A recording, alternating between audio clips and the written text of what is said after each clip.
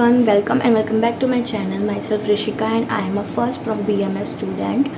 So मैं अभी मुझे कुछ टाइम हो गया है BMS में, ऑलमोस्ट 6 to 7 months।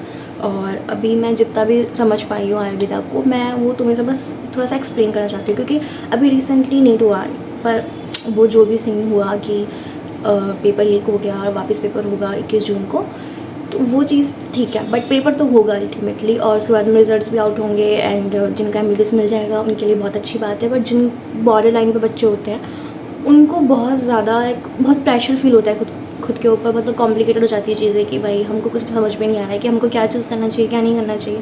बहुत सारे थॉट्स आ जाते हैं, बहुत सारे ऑप्शन आ जाते हैं कि भाई अगर डॉक्टर है तो MBBS मिल रहा है तो MBBS नहीं, वो या तो सोचेगा कि आयुर्वेदा में चले जाए, या वो होम्योपैथी, यूनानी, फिजियोथेरेपी, इनमें से बहुत सारे कोर्सेज होते हैं। वो बहुत कन्फ्यूज़ होते हैं कि उनको जाना किस में ज़्यादा बेटर फील होगा, वहाँ पे ज़्यादा अच्छा लगेगा उनको कि उनका करियर अच्छे से ग्रोथ कर पाए।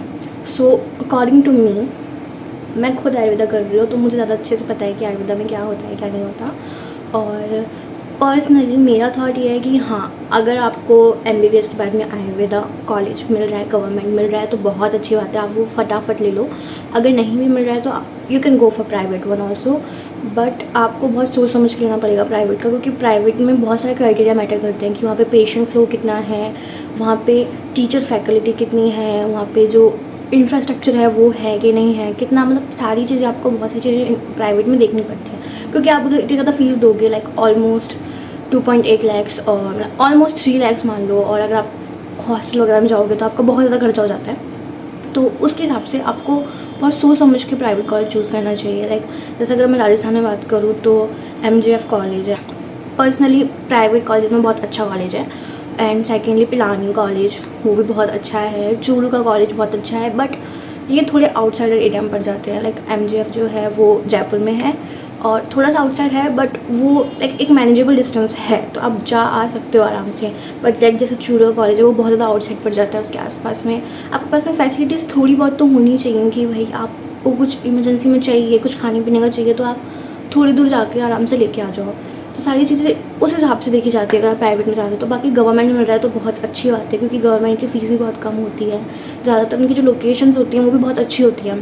अगर आपको गवर्नमेंट मिल रहा है तो आप फटाफट ले सकते हो। तो आयुर्वेदा में फर्स्ट ईयर में आपके पास जो सब्जेक्ट्स होते हैं वो होते हैं आपके पास में संस्कृत, देन आपके पास में पदार्थ विज्ञान, देन उसके बाद में एक सब्जेक्ट होता है संहिता करके, उसके अंदर आपके 2 सब्जेक्ट्स आते हैं, 2 सब सब्जेक्ट्स आते हैं। तो उसमें आपके पास में आता है चरक संहिता, जो कि बहुत ही अच्छी बुक है, और पूरा आयुर्वेद आई थिंक इसी पे टिका हुआ है, क्योंकि इसमें ही आपके जो चरक हैं उन्होंने सारी ट्रीटमेंट्स वगैरह और आपकी जो दिनचर्या जो भी, एक होता है कि हाँ आप ट्रीटमेंट दे रहे हो, बट जो चरक है उन्होंने ये भी बताया कि अगर आप सही हो तो उसको हेल्दी कंटिन्यू कैसे रखा जाए।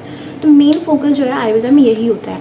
देन उसके बाद में आता है कि वो एक जो पेशेंट होगा उसका ट्रीटमेंट करते हैं, ठीक है। चरक संहिता हो गई, देन इसके बाद में आती है अष्टांग विद्या। अष्टांग विद्या में क्या होता है कि जितनी भी जो जैसे चरक संहिता हो गई, सुश्रुत संहिता हो गई, तो ये सब जितनी भी बुक्स होती है उन सब का एक तरीके से समरी में हमको अष्टांग विद्या में मिलता है, जो वाग्भट ने लिखा है। तो इसके बाद हमारे पास सब्जेक्ट्स आते हैं जो हमारे मॉडर्न के सब्जेक्ट्स हैं, फिजियोलॉजी, एनाटमी, और इन्हीं सब्जेक्ट के हमारे पास में आयुर्वेदा पोर्शन आते हैं। देन इसके बाद हमारे पास में फर्स्ट ईयर में सुश्रुत संहिता की भी बुक है, उसके अलावा हमारे पास में एक्स्ट्रा बुक्स भी होती हैं, बट मेन जो सब्जेक्ट्स होते हैं वही 5 सब्जेक्ट्स होते हैं, संस्कृत, पदार्थ विज्ञान, एनाटमी, फिजियोलॉजी, मॉडर्न और आयुर्वेद बोध। और हमारे पास में जो संहिता है उसमें चरक संहिता और अष्टांग विद्या, ये सारे हमारे जो होते हैं ये फर्स्ट ईयर के सब्जेक्ट्स होते हैं, और हमको सारे पास करना ज़रूरी है।